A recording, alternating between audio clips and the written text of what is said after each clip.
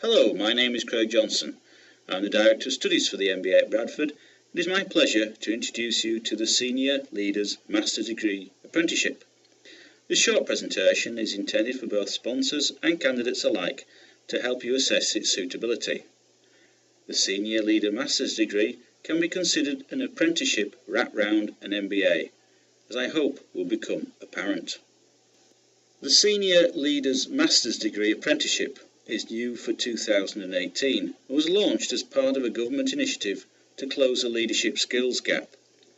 It may surprise you to know that the UK's productivity is 19% below the average for the other 6 members of the G7, and by 2024 the UK needs another 1.9 million new managers, whilst only 1 in 5 managers is currently qualified in management and leadership.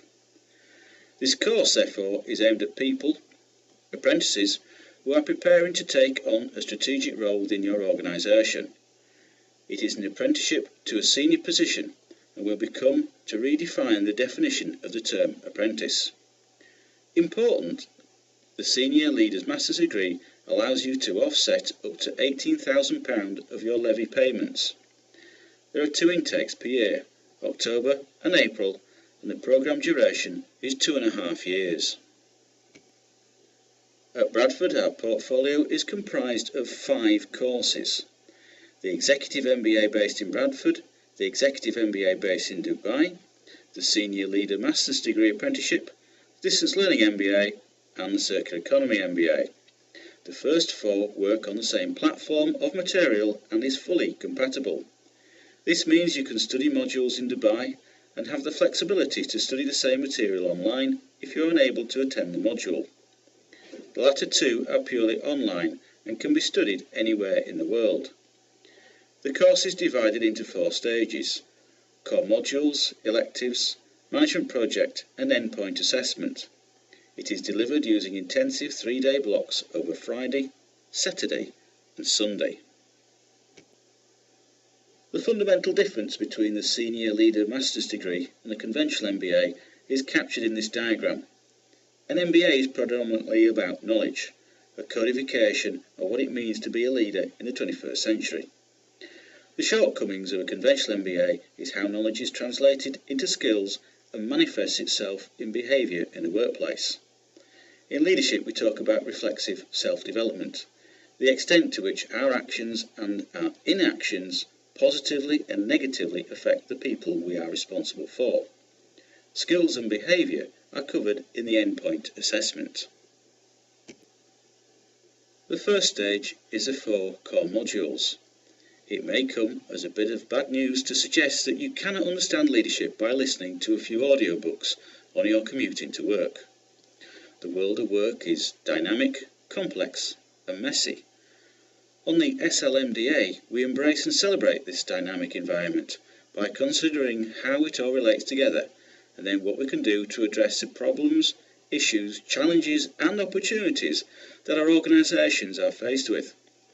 The modules therefore address the following issues: the impact of technology on society and the world of work, how to formulate a strategy and communicate your products and services, how to implement strategy and improve an organisation through leadership, how the economy impacts on an organisation, and finally how to interpret the financial health of an organisation.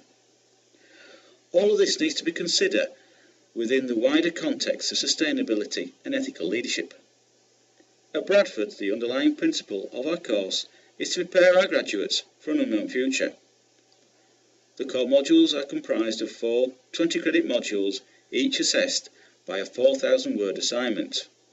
The apprentice studies each one of these modules per quarter, and these modules are studied by everyone on the course, as they are fundamental for what any leader needs to understand. The second stage is the electives.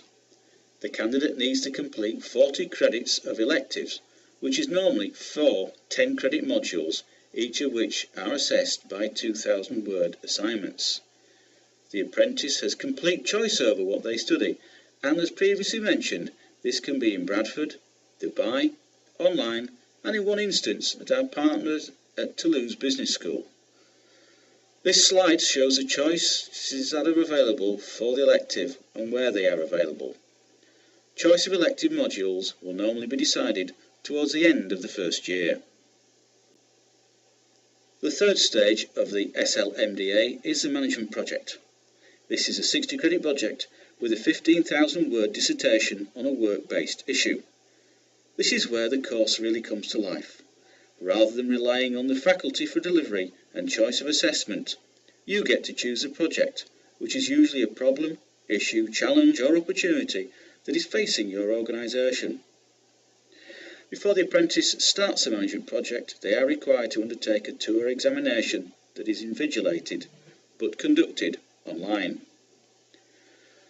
The motto of the university is making knowledge work, and this part of the course is designed to provide a benefit to your organisation through what is effectively an internal consultancy project. Above all else, the management project is designed to have an impact on an issue that is of strategic value to the future of your organisation. The fourth and final stage of the course is the endpoint assessment. Having completed the knowledge element, in order to complete the skills and behavioural elements, the apprentice needs to submit a portfolio of 12 to 15 pieces of evidence and undertake an interview with an independent assessor. On successful completion of this stage, the apprentice will be awarded an MBA and become a chartered manager. The apprentice may also be eligible for corporate membership of the Chartered Management Institute. As the university is claiming back monies on behalf of the government, it needs to meet the relevant criteria.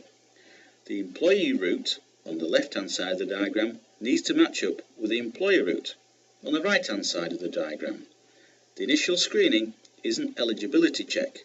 This is to ensure the apprentice is a UK or EU citizen or has the right of domicile.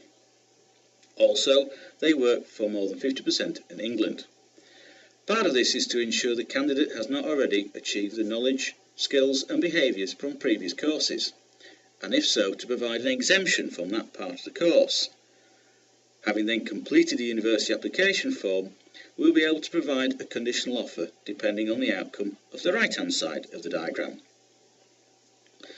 The first of the employability criteria to be met is the sponsor agrees that a minimum of 20% of the apprenticeship will take place during normal working hours. As a management project is the equivalent of 600 hours of work, providing the project can be conducted during normal working hours, this will not be an issue. However, it is an important commitment on behalf of the apprentice's employer, and we hope this will be seen as an investment. Secondly, there needs to be a contract between the sponsoring organisation and the university. We use the standard UVAC contract. UVAC stands for Universities Vocational Awards Council. This contract is then enshrined in a commitment statement for the apprentice before an individual learning plan is agreed between the three stakeholders: the employer, the employee and the university. When these two stands are agreed, we can provide an unconditional offer. For further information, contact either myself or Sam Harlock. Usually Sam will be able to answer your questions straight away, and it is Sam who you need to direct your inquiries at. Any issues that cannot be resolved will be escalated to me. Finally, thank you for watching. I look forward to working with you in the near future.